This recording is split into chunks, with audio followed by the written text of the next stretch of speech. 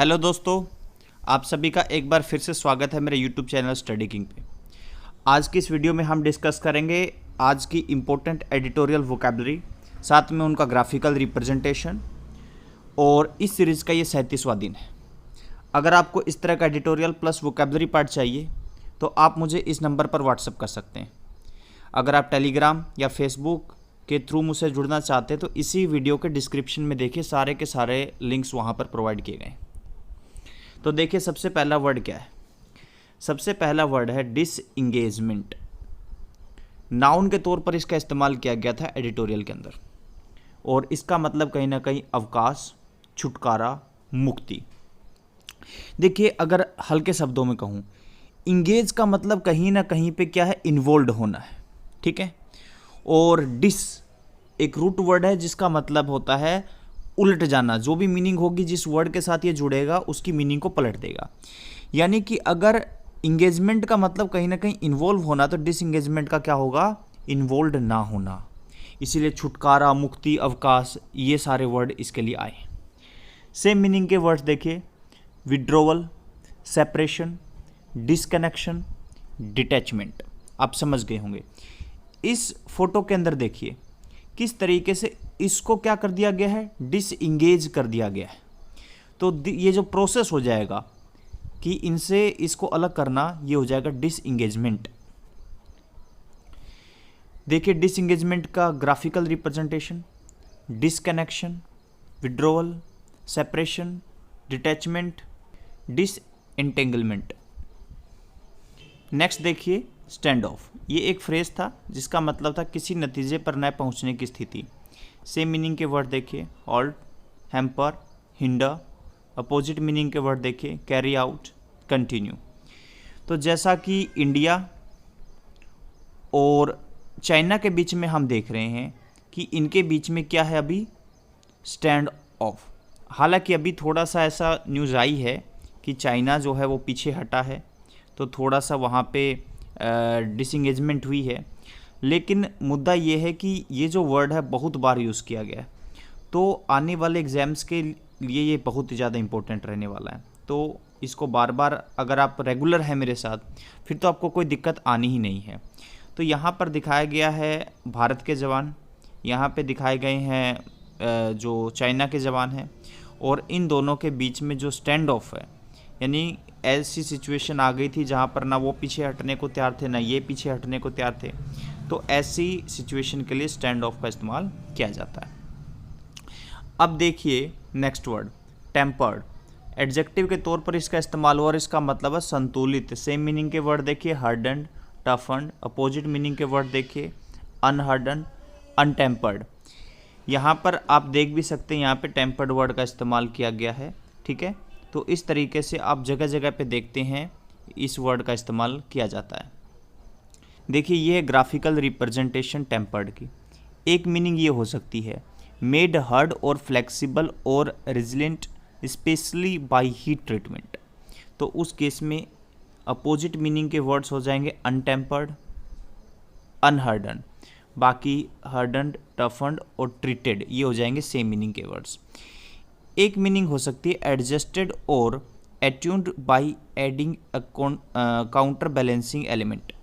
तो उस केस में अपोजिट मीनिंग के वर्ड के तौर पर दिखाया गया है अनटेम्पर्ड, ठीक है। नेक्स्ट वर्ड देखिए, हॉस्टिलिटी। नाउन के तौर पर इसका इस्तेमाल हुआ, इसका मतलब शत्रुता, दुश्मनी कहीं ना कहीं पे।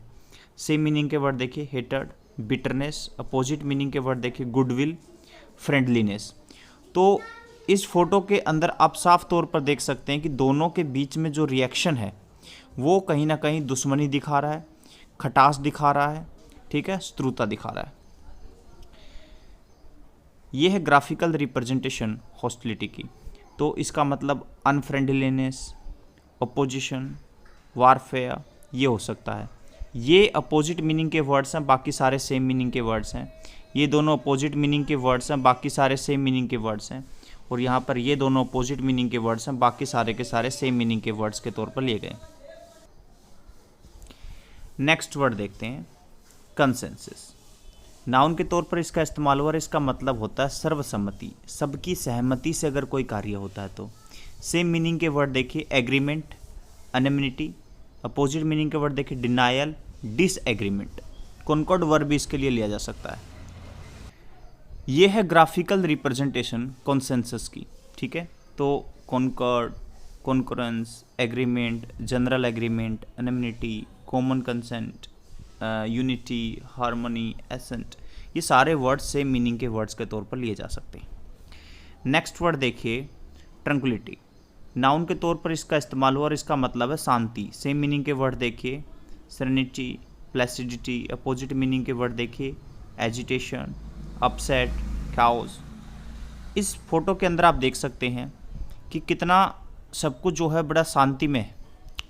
तो एक पर्सन यहाँ पर बैठी हैं, वो यहाँ पर एक बर्ड दिखा रखा है और बिल्कुल शांत समुद्र यहाँ पर दिखाई दे रहा है। तो ये जो दृश्य है ये काफ़ी शांति प्रिय नज़र आ रहा है, शांति से भरा हुआ नज़र आ रहा है। तो इसी सिचुएशन के लिए हम इस वर्ड का इस्तेमाल कर सकते हैं।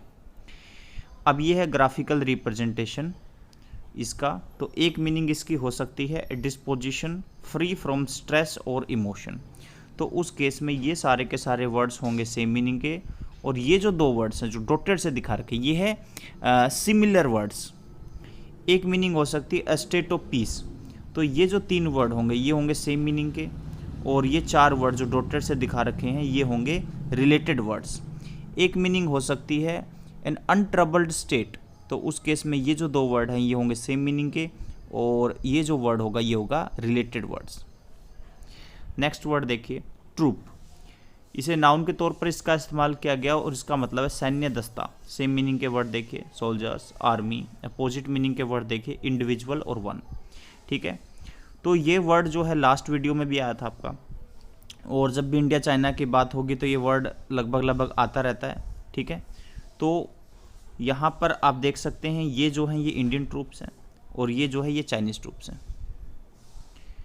तो यहाँ पर सारा का सारा मैंने दिखाया। इसका मतलब ग्रुप होता है नॉर्मली, लेकिन ग्रुप कैसा जो जवानों को रिप्रेजेंट करे, ठीक है। तो इसकी ग्राफिकल रिप्रेजेंटेशन आपके सामने है। इसका स्क्रीनशॉट लेकर इन सभी वर्ड्स को आप नोट डाउन कर सकते हैं। नेक्स्ट वर्ड देखिए स्टेटस क्वो एंटे। ये एक लैटिन वर्ड है जिसका मतलब होता है the way things were before. तो जैसा कि गलवान घाटी में हम देख रहे हैं कि चाइना जो है आगे आ गया था अपनी पोजीशन से, ठीक है। तो इंडिया का कहना ये था कि जो पहले की पोजीशन थी, जो चीज़ें जैसे पहले थी ठीक वैसी ही होनी चाहिए, तो ही बातें आगे सक्सेसफुल रह सकती हैं। तो इंडिया हमेशा से स्टेटस क्वो एंटे की डिमांड कर रहा था। नेक्स्ट वर्ड देखिए क्लैश। नाउन के तौर पर इसका इस्तेमाल किया गया और इसका मतलब है मुठभेड़। लास्ट वीडियो के अंदर भी ये वर्ड जो है कवर हुआ था। नेक्स्ट सेम मीनिंग के वर्ड देखिए कॉन्फ्लिक्ट, फाइट। अपोजिट मीनिंग के वर्ड देखिए एग्रीमेंट, कॉन्कॉर्ड। तो ये बहुत ही फेमस गेम है क्लैश ऑफ क्लैंस। तो क्लैश का मतलब यहाँ पे क्या, मुठभेड़, लड़ाई, जंग ऐसे है। ये है ग्राफिकल रिप्रेजेंटेशन इसका। तो इसका मतलब कॉन्फ्लिक्ट हो सकता है, डिसएग्री हो सकता है, नॉट गो हो सकता है, क्रैश हो सकता है। आप इसका स्क्रीनशॉट लेकर इन सभी वर्ड्स को नोट करें। तो देखिए एक वर्ड से कितने सारे वर्ड्स हम कवर कर पाएंगे। इस वीडियो में इतना ही दोस्तों। और जो स्टूडेंट्स मेरी वीडियो को जगह जगह पे शेयर कर रहे हैं मैं उनका दिल से शुक्रिया अदा करता हूँ। Thank you so much. आप इसी तरीके से मुझे सपोर्ट करते रहें।